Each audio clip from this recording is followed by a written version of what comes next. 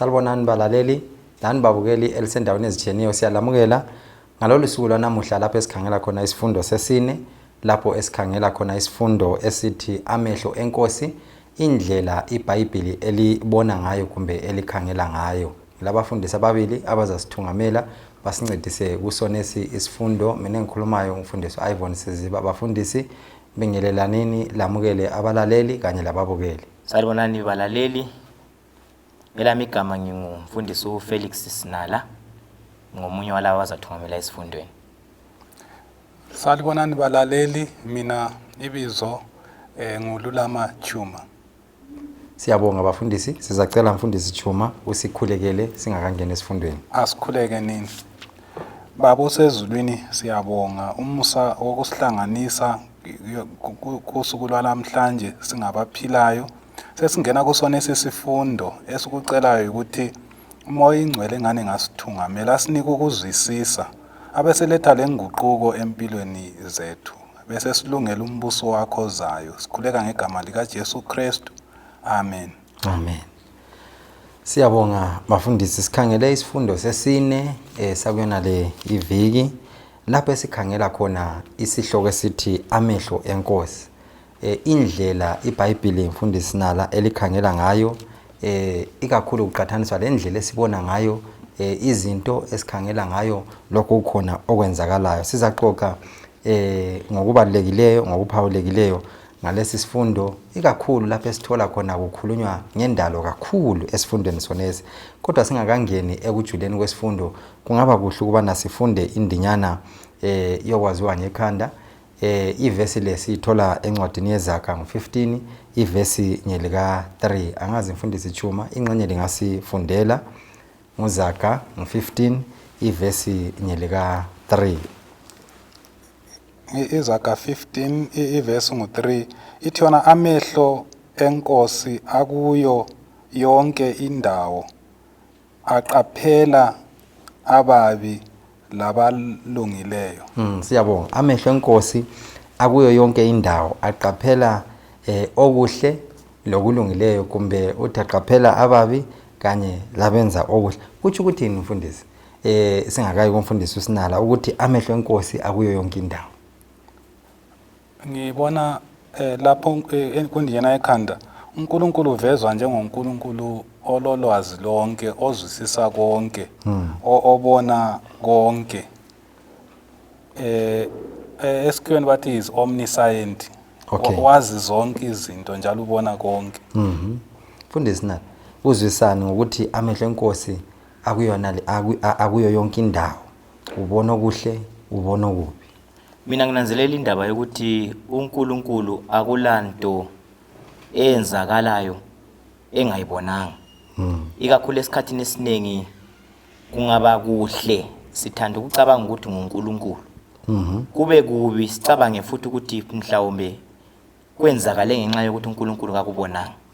Kodwa nxa sikhangela isihloko lesi sibisela umkhumbulo ukuthi kokuhle konke ndawonye lokubi uNkulunkulu akula okumthatha engananzelelanga. Uyabebonile konke and konke uyakwazi. Ilihlo lakhe likhona.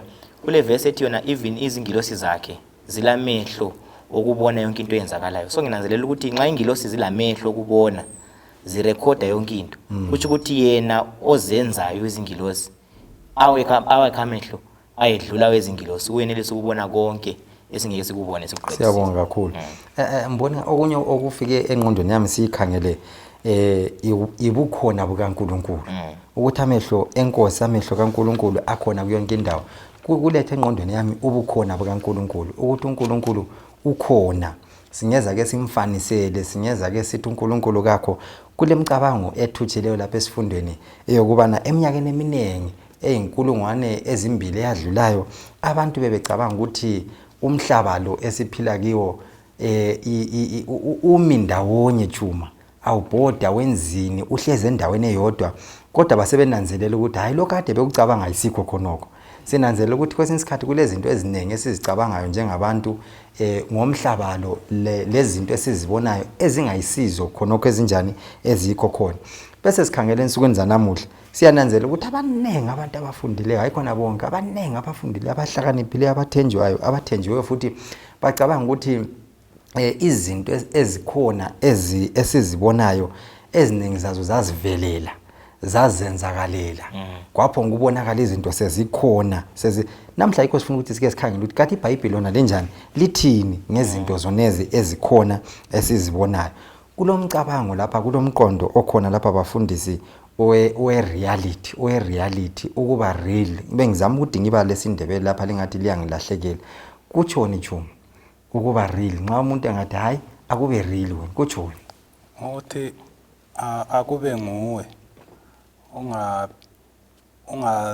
ungazenzi olunye olutho ube ilokho ovele wena uyikho khona ungazenzi olunye ulutho Ngiyambuza mfundisi nathi i-universe umhlaba lo konke sikubonayo konke okukhona inkanyezi into lezinto ezikhona yini kumbe izinto ezisemcabangweni nxa ngingakukhangela ngendaba yokuba real mina ngithanda ukungezelela lapha ukuthi ube ni real ikebe ukukhangela ukuthi sisebenza kumbe sikhuluma ngento ekhona into ekhangelekayo into ebambekayo ngicashangiswa indaba yokuthi kwesinye isikhathi umuntu uyaphile impilo engani ichiyene lalokho okwenzakalayo nxa kungathiwa get real kumbe be real uyabuzama ukukhumbuza umuntu ukuthi hayi izwana indaba ekhona lapha ukuthi imali kayikho kulanjiwe so phila njengomuntu okwazi ukuthi imali kanjani kayikho phila ngento ngendlela eveza ukuthi ukhona entweni ezikhona so nxa ngikhangele umhlaba iuniverse ekubeni real ukuthi inkanyezi lokudala kwakhe konke uNkulunkulu izinto ezireal izinto ezikhona izinto singeke sikwanise ukuthi sizibambe kodwa zikhona siyazibona ngicabanga ukuthi ibukhona bezinto siyabonga baba kulomunye ubaba lo umunye wama scientist ubaba lo uthi nxa ekhuluma ebhala efundisa ukuthi hayi into zonke lezi esizibonayo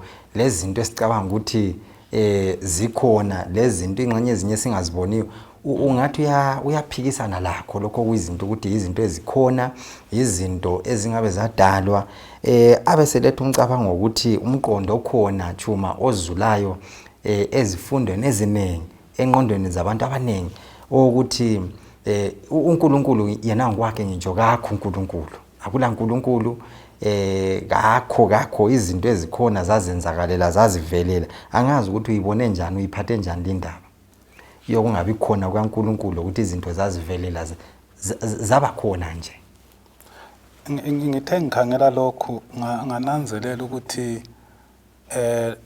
esifundweni sethu sikhangela i-biblical worldview indlela yokukhangela izinto ngelihlo leBhayibheli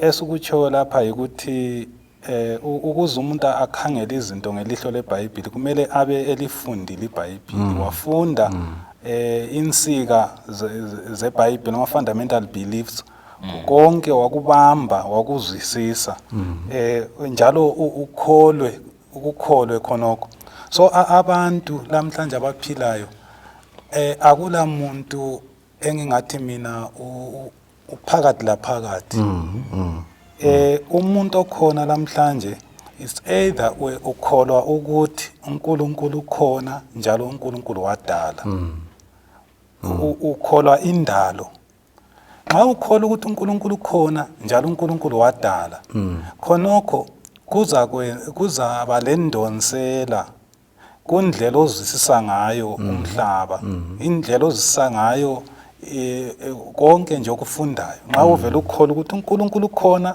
uNkulunkulu wadala kuba lendonsela ngendlela ochasisa ngayo izinto ngendlela ozwisisa ngayo izinto konke ulwazi lwakho lubuya ngemva kwalo kulokukholwa ukuthi hayi kuloNkulunkulu wadalayo so umuntu ongakholwa then kube sokusiba lelinye iqula elikholwa ukuthi hayi uNkulunkulu kakho izinto lezi zazenzakalela ngengozi kwaba le-evolution nje umuntu la nxa engumuntu kuthi kwaqala kuyisibungwana nje kwagcina sokuyikhona umuntu ayikho khona so nxa ukholwa ukuthi uNkulunkulu udalile uzabona izinto ngelihlo elichiyeneyo lo muntu okholwa ukuthi hayi izinto lezi zikhona ngengozi. Ngiyabonga. Yebo mfundisi. Ngifuna uvumelana lo mfundisi. Nginanzelela ukuthi nxa sikhangele abantu abaningi abalohlupho lobukhona bukaNkulunkulu. Ayisibo bantu abangasi bantu balutho. Angazi ukuthi ubudlelane bakhona bunga. Kodwa kuthatha imfundo eningi ephakemeyo ukuthi umuntu azayefika ezingeni lokuthi aqalise ukuthi uNkulunkulu kakho. Ngezinye indlela kunchiya ngikhathazekile ngomuntu ongafundanga kakhulu ukufika ku level yokuba yiscientist. Umthola umuntu onjalo esithi uNkulunkulu kakho.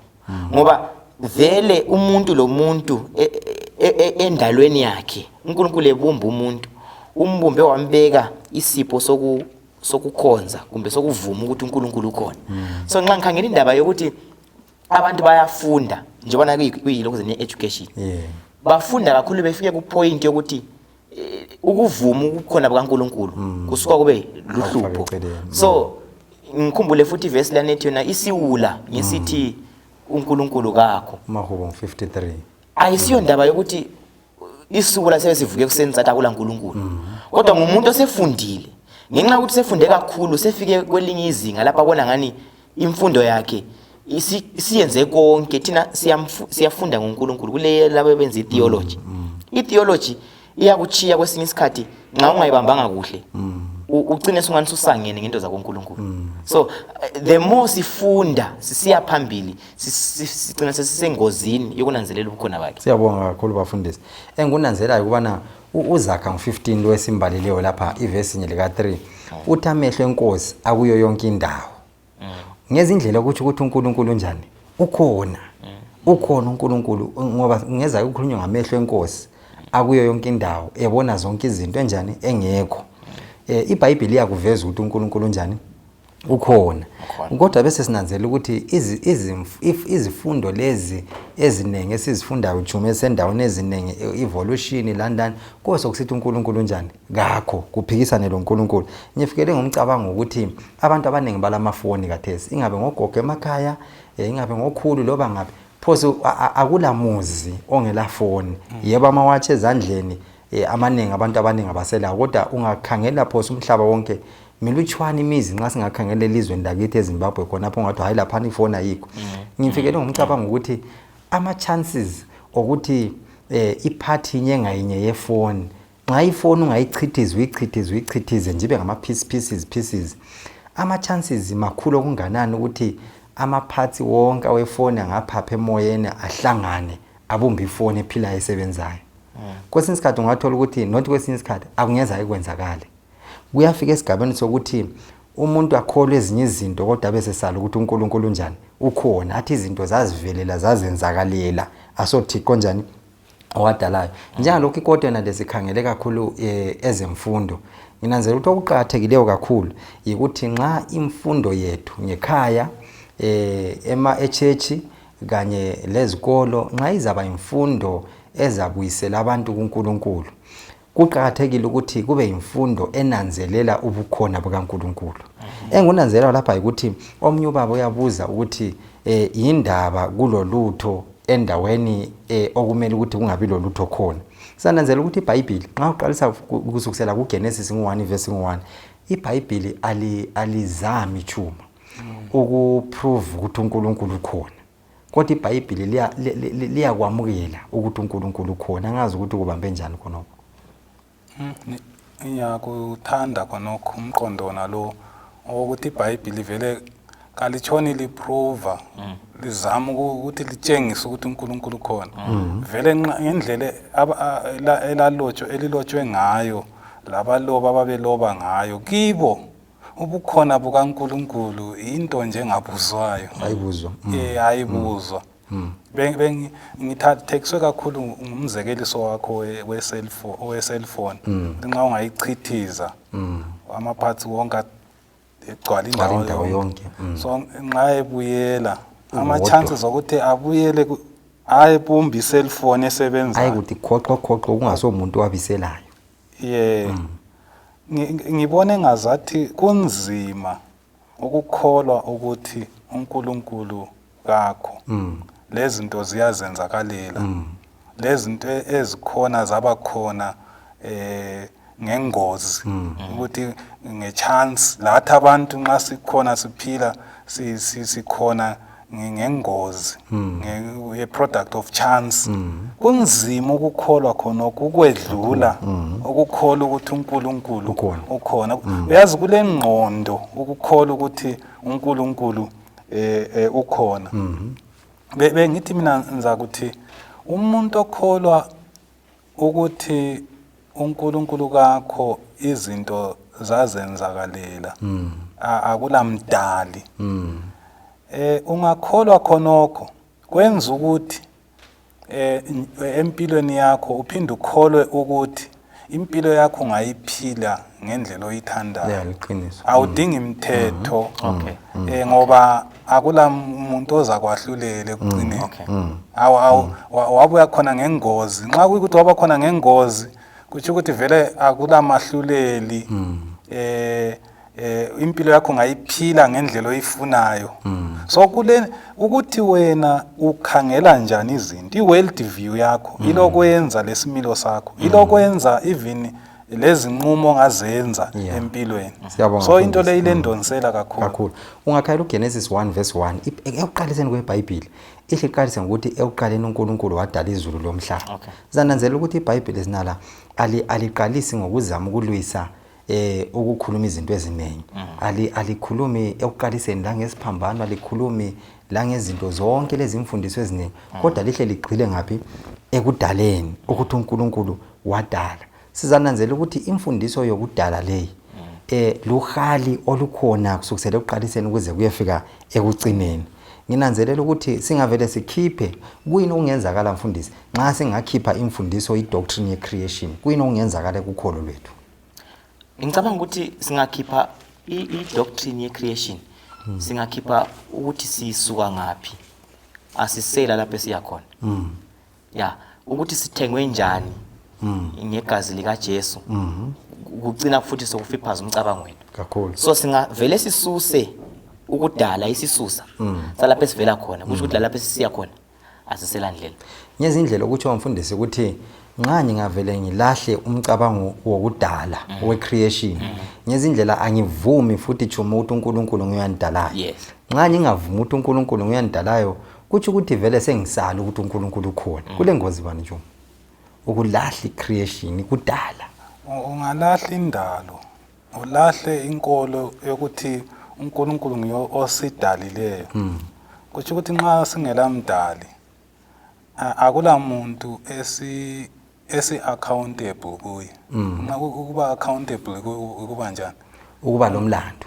ukuthi kuthi ukuthi impilo yami sengingayiphila ngendlela engiyifunayo ngoba akula muntu ondalileyo ngibe khona nje emhlabeni so kuthi ukuthi imfundiso yokwahlulela kayisekho ijudgment kayisekho akusela futhi angisadingi isindiswa ngisindiswa kuphi kanti vele mina ngoneni anti kakula mdali onguye onika iconstitution lemithetho yokuthi ngiphile njani so ngiyaziphilela ngendlela engiyifunayo so indlela okhangela ngayo izinto lozisisa ngayo izinto ingaba le ndonsela enhle emuntwini kumbe ibe le ndonsela embi kuthi ukuthi mfundisi singavele siyifake eceleni sokulokulahleka kokuzazi asazazi ukuthi singobani ngoba angithi iBhayibheli nanko liyaveza ukuthi thina sizidalwa zikathi savele esandleni sikaNkulunkulu nxa kuyikuthi sokusala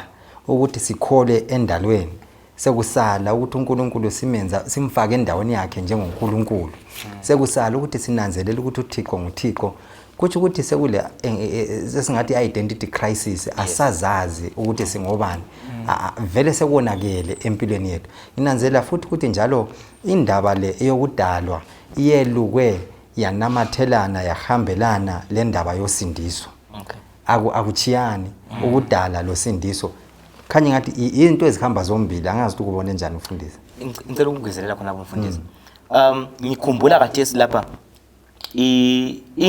umcabango wamaHebheru amaHebheru nge-concept of time ngizaqamba phela into ezimbili ababezinanzelela amaHebheru babe le linear concept of time okay engingakutsho ukuthi umqondo wokuqala engqondweni yomHebheru laba ababefunda isiHebheru sonesi esiveza i-introduction kaNkulunkulu ukuthi ekuqaleni uNkulunkulu wadala izulu lomhlaba kulomqondo wokuqala olethwe ngumfundisi lapha ukuthi indlela umuntu akhula ngayo okumgombolozayo omgombolozeleyo kuloko kwenza lalokho akukholelwayo so babekhola umqondo wokuqala ukuthi umuntu njengoba uNkulunkulu sowasidala usidalile wasifaka emhlabeni lapha siza kuphila kudlule kuzadalwa abanye abantu mbayimbayi bazabuya baphile kudlule impilo iyaqhubekela siyaphambili and umqondo nalo uyoletha zonke lezi ezinye izinto okwesibili kukhona labantu ababecabanga ukuthi uNkulunkulu udalile kuzafika isikhathi lapha azagoqa khona umsebenzi womhlaba abese phinda sithathe siye ekhaya ezulwini kuphele okomhlaba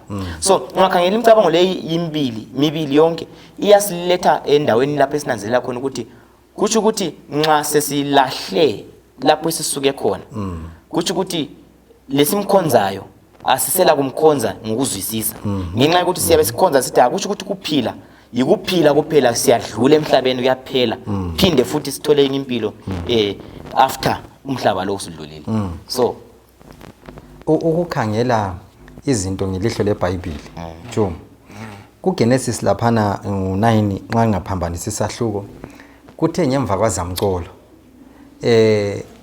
uNkulunkulu uzamcola amanzi sepheli uzamcole sephelile uNkulunkulu abesesenza isivumelwano the verse ngu13 usiya ku16 abesesenza isivumelwano lani labantu bakho no ukuthi nansi isivumelwano ngisenzayo uThixo uphanyeka umchilo wamakhosikazi esibhakabhakeni ukuthi sonke isikhathi nxa lingavele liubone umchilo wamakhosikazi lwesibhakabhakeni likhumbule libe kwazi isivumelwano ngisenze lana ukuthi angiphindi umhlaba ngubhubhise ngamanzi umuntu okhangela izinto ngelihlo likaNkulunkulu angavela ubone umchilo wamakhosikazi uyakukholwa kuyafika engqondweni yakhe lokho uNkulunkulu akuthembisa isivumelwano senza labantu bakhe kodwa umuntu Chuma ongakholwa ukuthi uNkulunkulu ukhona nxa ekhangela umchilo wamakhosikazi ubonani kuye imvelo wabebona nje kukunilethela umcabango onje ukuthi uNkulunkulu ukukhulumisana lathi kabili kule ndlela aziveza ngayo kithi ngemvelo nxa umuntu okholwa ukuthi uNkulunkulu wadala nxa ebona isihlahla simvezela olunye ulutho ngoNkulunkulu nxa ebona imifula ebona amayezi so lapha imzekelo sesuphiwe ngomchilo wamakhosikazi ukuthi umchilo wamakhosikazi lo ofunda iBhayibheli nxa eyubona uyakhumbula indaba kaNoah lesithembiso sikaNkulunkulu ukuthi nxa libona umchilo wamakhosikazi isifungo kini ukuthi kangisoze futhi ngiphinde ngibhubhise umhlaba ngamanzi ngezinye indlela kuyaphinda kumkhumbuze lokuthi njona engasabhubhisa umhlaba ngamanzi kusasa uzabhubhisa umhlaba ngomlilo uNkulunkulu ofana naye uzakwahlulela njalo uzabhubhisa so akungeke imphile impilo ngendlela engiyifuna so emuntini okholwa ukuthi uNkulunkulu wadala indalo iyakhuluma kuye njalo okunye okuveza uNkulunkulu ispecial revelation liBhayibheli liyaveza uNkulunkulu ngendlela ecacileyo kakhulu angazifundisi mina ngicabanga ukuthi enye into enza sibe lohlupho ukuthi sifuna ukupha incazelo entweni phose yonke esiyibonayo engadingi ukuthi sichasise ngikhangela indaba naleyi eyomchilo wamakhosikazi iscience ileyayo indlela yokuchasisa khona okay and ngescience kulula ongakwanisa ukuchasisa kakukho iconcept esebenzayo kodwa nxa into kwanisa ukuthi uyichasise uphi incazelo yayo kusho ukuthi ikhona it's real iyabambeka but nxa sesikhangele indaba zokholo lokufunda ngelihlo likaNkulunkulu ihlo likaNkulunkulu lisibeka endaweni esenza sicabange sesisukile ezicathulweni zobuntu sikhangele ukuthi amandla kaNkuluNkulu kungaphi lapha aqalisela khona okuyikho lapho ugcina khona ingqondo yomuntu. Nxa sikhangela ilizwi likaNkuluNkulu sizananzela ukuthi iBhayibheli leli njengebandla njengabantu yiyo insika yisisisekelo sokukholwa kwethu.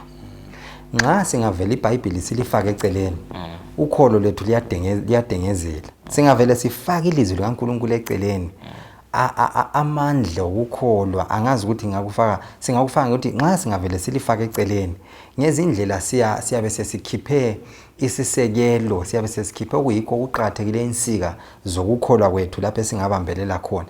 Njalo futhi nxa singavele sikhangele izinto ngelihlo leBhayibheli ukholo lethu luyaphakama. Njalo siba lobudlelwano obuphakemeyo loNkulunkulu. Siyamzwisisa ngcono uNkulunkulu singafunda ukukhangela izinto, sifunda ukukhangela ukwenza kwakhe imvelo lakho konke ngelihlo lelizwi likaNkulunkulu. Kulama verse esiwathola eBhayibhelini lapha Marko 13 verse 7 la Ephesians 6 verse 12 lemchumayeli 9 verse lika 5 umchumayeli 9 verse lika 5 futhi ngoba abaphilayo bayakwazi ukuthi banjani bayakufa. Yi reality esibhekane lawo leyi. Ama verse la asincedisa njani ukuthi sizwisisise I reality esiphila kiyo. Phose wonke lawa ungakhangela akhuluma ngani? Akhuluma ngobukhona bokufa empilweni zethu. Asincedisa njani Chuma ukuthi sizwisise ukuthi I reality nanku kwento esiphila phakathi kwawo. Ama verse la asitshengisa ukuqhakatheka kokufunda iBhayibheli. Nxa sifunda iBhayibheli liyaphendula imibuzo eminengi engabe silayo. Imibuzo njengokuthi savela ngaphi? Nxa usubala uGenesis 1 verse 1 abesithi uThixo wadala izulu lomhlaba. Kungani sihlupheka? Kungani kulezi inhlupho ezikhona emhlabeni? Nxa ufunda futhi iBhayibheli liyakunika izimpendulo ezokuthi kungani kukhona ukuhlupheka. Ungakhangela abaseFesu 6 laphana nansiyani verse liyana abaseFesu 6 verse 12 ukuthi uthena kalilo lenyama legazi. Okuveza ukuthi kule mimoya kule lizwe lemimoya uSathane lezingilosi zakhe waqotshwe ezulwini Revelation 12. Siphakathi kwempi impi phakathi kokulwisana okuhle lokubi great controversy.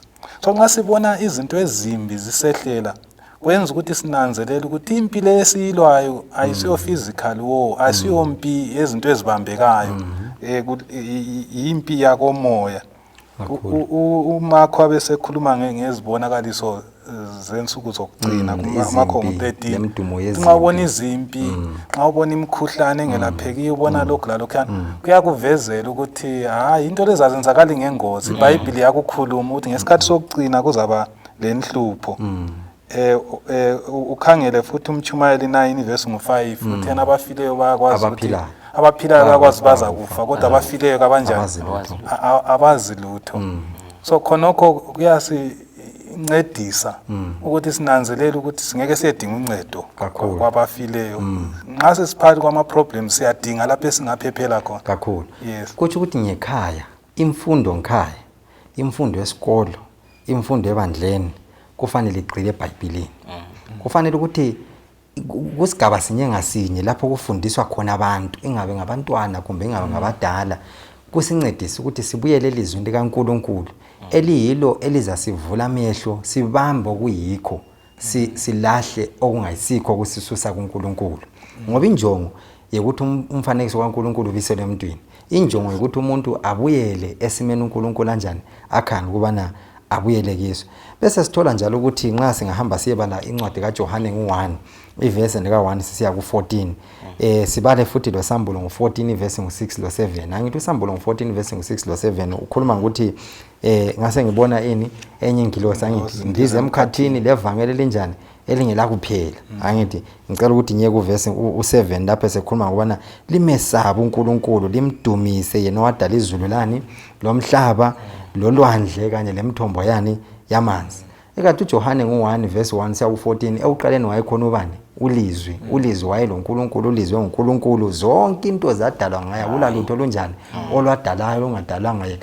nxa usiya ku verse 14 athinte ukuthi weza kwabakwakhe kodwa kwaba kanjani bawamukelanga nxa ubala ikakhulu indinyana zonezi ingathi zibhoda emqondweni ukuthi uNkulunkulu nguye wadalayo kusambulo ngapho uthi limesabe limkhonze limdumise isizathu sokumesaba lokumkhonza lokumdumisa yini ngendlela okubalwe ngayo lapha ngenxa yokuthi nguyodalileyo lelungelo lokukhonzwa ngoba nguyodalileyo fundisa ngikhangela futhi lokuthi nguye olamandla ukuthi akudalileyo aphinde futhi akudilize nxa ngingangezelela phezulu kombuzo lwana esiqeda ukukhangela lapha mayelana ngokufa ukuthi abaphilayo bayakwazi ukuthi bazakufa ngikukhangela mina ngesampuli maybe engxenye esikhamba phakathi kwayo indlela abantu abayithuka ngayo nxa ibhasi ingatshekele ekhoneni kwenzakala ebantwini abaphilayo ukuhlaba kwabomkhosi lokuyana kuveza ukuthi umuntu lo impilo usayifuna and nxa esethuka kanjalo kuveza ukuthi uyakwazi kulento ayaziyo mayelana ngokufa akwazi ukuthi nxa isefile asoza kwanisa ukuthi ayenze so uNkulunkulu usinika ipointer kumbe uyasikhombela ukuthi hayi mina nxa ngingumdali wenu sebenzani ngesikhathi esikhona ngoba impilo leyi ayisompilo engunaphakade asikangeniyo impilo engunaphakade kodwa silapho ukuvotela eyiyo engunaphakade so nxa engumdali wethu yena sithi identify laye thina sifunda ukuhamba laye ngempilo akwanisa ukuthi asiphe yona mbonani siyabonga kakhulu nxa sikhangele Juma ekuthini siphile emhlabeni olokuchika umhlaba olezinhlungu umhlaba olezinhlupho umhlaba okulemikhuhlane kunje nje abantu bayagula basemakhaya abanye basezibhedlela abanye ngabalaleli bayasizwa khonapha imizimba iyafutha abanye abalali benganathanga amaphilizi kufanele akaginye amaphilizi nathi imithi kwenzela ukuthi alala abe lobuthongo kunengi abantu bakaNkulunkulu abadlula kiko umqondo wecreation wokudala kuphela kambe uphelele yini kuphela nxa ungathi kungaphelela khonapho ukuthi hayi uNkulunkulu wadala kube sekuphelela khonapho phakathi komhlaba onalo lezinhlungu kungela elinye ithemba elibuyayo kwenzani empilweni zethu njengabantu abona nxa ngikholwa ukuthi uNkulunkulu udalile ngizakholwa ukuthi uNkulunkulu uyanika impilo ngoba ngibona abantu abaphilayo lami ngiyaphila so kwenza ukuthi ngitrust uNkulunkulu ukuthi lo ngidalileyo uyenelisa ukuthi loba ngingaze ngife angivuse ethuneni so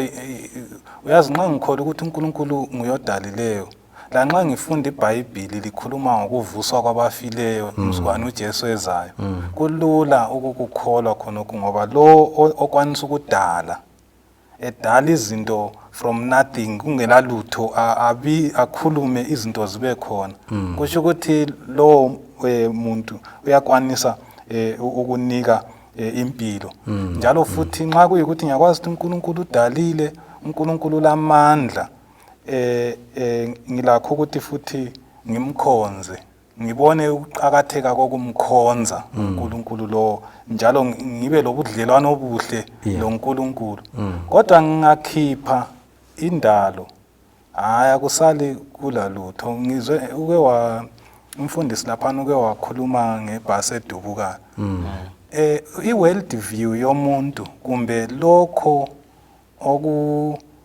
okulendonsela empilweni yakhe kumbe kathi ngikubeke ngaphindlela ukuthi iworldview yomuntu ilihlo akhangela ngayo izinto lazwisisa ngayo izinto ibonakala kuhle iworldview yakhe nxa esewele phakathi kohlupho uyabona nxa kuyikuthi sengiwele phakathi kohlupho ibhasi sidubuka iviri siswinga laphana abanye bayebebiza amadlozi abanye bayebebiza abanye bayebekhuleka abanye bekhala even la nxa kufiwe uyakubona kuhle ukuthi abantu bakholwani lo kholwa ukuthi uNkulunkulu wadala ekuqaleni njalo la abafileyo uzabavusa ulethemba kakhulu lo wana omunye la uyabe senzokwakhe siyale so ngezindlela indlela esikhangela ngayo ilihlo esikhangela ngayo izinto lilokwenza lokuthi sidinga siphephelo bani nxa sesiwele phakathi kwama problem. Umqondo engiwuthandileyo Chuma lapho ukuthi ukukhulumeni nxa esesizwe kwesibili. Kuthi ukuthi la nxa wadala izinto zonakala ngendlela ezonakala ngayo. Silethemba lokuthi uyeza futhi. Bese ngithathekiswa ngumcabango ukuthi nxa kuthi mfundisi sinala umuntu engakuthengela indlu ake ngiphonga udlula lapho. Nxa engakuthengela indlu ungamenzelani? Awuthengela inkalakade endlu emangalisa yenhloma emangalisa yini ungamenzelani? Hayi. Ingxenye kungaba zima ukuthi uphendule ukuthi ngingamenzela lokho. Ongenza umbuzo lo ukuthi nangu uKristu lo onguye wadala izulu, wadala umhlaba, wadala ulwandle, wadala imithombo yama lakho konke sikubonayo lesingakuboniyo. UNkulunkulu ofana nayo Chuma. Onguye wadala konke, onguye konke esiyikho khona lesikubonayo kungaye. uNkulunkulu onjalo uyachiya ubukhosi, achiye konke abuya zongena esikhathini sethu. Abuya zongena endaweni yethu ehlafana nelathi azosifela. Kuthi ukuthini kuyo? Indlela okufanele ngisabele ngayo othandweni olungaka. Ukuthi ukuthi ungasabela njani ngokumkhonza, ngokumdumisa lokuphakamisela udumo wakhe. Ukukhonza uNkulunkulu ayisiyonto ecatshangwayo, asiyonto ehlalelwa phansi planwe, asiyonto okumele ukuthi kube nzima ukuthi siyenze sifuqwe. Ngambone kwesinye isikhathi abantu bese church behlabela lokhana ukuthi bayahawula ngani bakhathazekile. But umuntu ozwisisayo usindiso lokuthi impilo yakhe yayinjani engasindiswa, lokuthi uJesu wamenzelani kumhlawulela izono zakhe, umuntu wangikhona kuye ukukhonza kuvela ngaphakathi kuyaphuphuma. So ngezindlela nxa sinanzelela ubukhulu bukaNkulunkulu ngokudala lokusinakekela lamandla akhe, ukukhonza kuzaba natural. Bengithi futhi okunye kumele sikunanzelele mhlawumbe ukuthi abantu kumele bancedise abanye ukuzwisisa kuba le worldview right, ukubona izinto ngelihlo leBhayibheli, kuba le biblical worldview, ukubona izinto ngelihlo leBhayibheli. Kulezi zikole ezintathu okumele zincedise abantu ukuthi bazwisise lokho. Kusekhaya, it's the home, ngikhaya. Abazali kumele abantwana babafundise iBhayibheli, babafundise ukuthi kulomdali kikho konke abakwenzayo kabaveza ukuthi kulomdali ukuze abantwana bakhule besesaba uNkulunkulu, bemazi uNkulunkulu. And then lesikolo, i-formal school, isikolo sibili, amatitshala kumele abe ngamatitsha le-biblical worldview. Utitsha le-worldview yeBhayibheli obona izinto ngelihlo leBhayibheli, even efundisa imaths, kuyaphuma abantwana abakwanisa ukunanzelela lokubona ukuthi umbalisi wethu ukholwani. And then esinye isikole esiqhakathekileyo yichurch, kuthi ukuthi izikolo okumele ziphathise abantu ukuthi bazwisise iBhayibheli, babe lelihlo leBhayibheli lokubona izinto.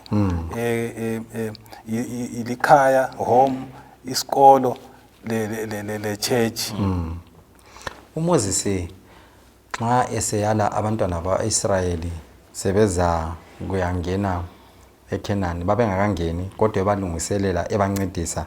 Ukhuluma labo kuJohn lapha ngo12 futhi umuntu munye ngamunye angazenzeli nxa zelikhonale, umuntu munye ngamunye angazenzeli lokho akufunayo njengalokho elikwenza lilapha. Kungabi khona umuntu ozazenzela santando. Ngezindlela uyabaxwayisa ukuthi imilayo kaNkulunkulu, imithetho kaNkulunkulu bayigcine, izixwayiso zikaNkulunkulu bazigcine, bangazilahli, kodwa zibe ingxenye yempilo zabo, zibe ingxenye yokuphila kwabo, bazifundisa abantu ababo lapha bahlezi khona, lapha balala khona, lapha bavuka khona, lapha bahamba khona. Ingxenye ngamafitshane, umthetho kaNkulunkulu ulamandla yini sinala empilweni zethu? Lokhu uyabopha yini phezulu kwethu njengabantu siphila kathesi? Ngingaphendula mfundisi ngokuthi ngikhangela nxa ukuthi bekungaba yini emhlabeni singela mthetho kaNkulunkulu. Ngizama ukukhangela umumo kumbe indawo engela mthetho. Indawo engela mthetho kayiphileki ngiyo. Umuntu lo muntu uyabezenzela kufunayo, ofuna ukungena endlini yomunye uyangena endlini yomunye, athatha afuna ukuthatha, ngaba abantwana, ngaba umfazi womunye umuntu. indawo engelamthetho ayiphileki. So nxa ngikhangele ngale indlela ngicabanga ukuthi umthetho kaNkuluNkulu uze kithi ukuzosenza sizwisise ukuthi ukufunda kugxile kakhulu emthethweni kaNkuluNkulu. uNkuluNkulu akulayileyo. If ungakhangela imithetho yelizwe esibalayo yonke somehow iyabuyela emthethweni kaNkuluNkulu. Ngoba akubhalele uNkuluNkulu akurevisewa, akudingi ukuthi kuyedlalelwa futhi kutsha phansi. Sonke siyabe silungisisa imithetho yethu sizongena khona pha, including owesine okugcina usuku lwangeSabatha lube ngcwele. Umthetho lwana uyasithatha usifake emumweni wokusikhumbuza ukuthi sidalwe ngubani. Siyabonga. Nxa chuma kuyikuthi injongo yemfundo ingabe ngikhaya, ingabe esikole, ingabe church nje okuthintile, injongo yemfundo kuyikubisela umfanekiso kaNkuluNkulu ebantwini. Kuyikusenza sifanane loNkuluNkulu ezenzweni zethu, indlela esiphila ngayo. Konke sikho khona sibuyele kuNkuluNkulu. Umthetho udlala umsebenzi bani ekusincediseni nxa uhamba lemfundo. Umthetho ulomsebenzi bani khonapho? Umthetho uyavikela kunenge okubi okungasehlela alubana singayekela ukugcina umthetho. And then umthetho nxa sizama ukugcina khona phana sisehluleka ukuthi siwugcine, wenza sinanzelele ukusilela kwethu lokuthi siyadinga umsindisi. Umthetho kawukuniki amandla okulalela uNkulunkulu, but okukunika amandla nguKristu, umusa oweza ngoKristu. Umoya oyingcwele nguyo odala inguquko empilweni yomuntu, amenze abe le appetite yokuthanda izinto ezakoNkulunkulu. So umthetho uyasiphathisa ukusisondeza kuJesu, ukunanzelela ukusilela kwethu lokuthi silambele somele ukulunga okungaphiwa nguJesu kuphela. Siyabonga. Kwesinye isikhathi abantu nxa bechumayela ngamafitshane ungathinta ngomthetho bathinta ukuthi hayi selisiba legalistic kakhulu. Okay. Kodwa ivangeli elingelamthetho phakathi lilesisindo bani? Nxa kungelamthetho alubana ngabe umthetho wawungekho kwakungeke kube khona ukona. AbaseRoma ngo-7 verse ngo-7 ithi yona ngangingasoze ngibe kwazi ukona alubana ngabe umthetho wawungekho. Siyabonga mfundisi. Ingxenye ngomzuzu mfundisi kuyini ongakuchiyela abalaleli ngesifundo sanamuhla? Mina ngithanda ukungezelela endabeni yomuntu. Umuntu lo muntu lapha khona lapha akhuliselwe khona. Ngikhangele kakhulu abalaleli abangaba lempilo ezincane abantwana ngasekhaya.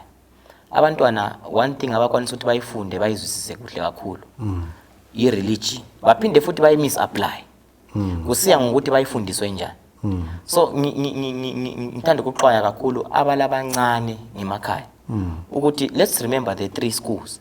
Isikolo sasekhaya, isikolo sasesikolo, isikolo sasechurch.